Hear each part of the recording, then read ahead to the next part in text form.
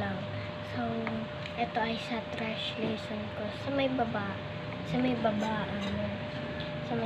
kaya ibaba na muna. So, part 1 muna. Dinilit ko nga muna yung lipstick. At nagtugbo at ito lang naman yung lipstick ko. Pero, iba yung isang trash lesson ko. Ito.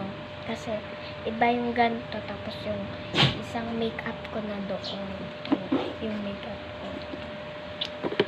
Parang mic to. Yan.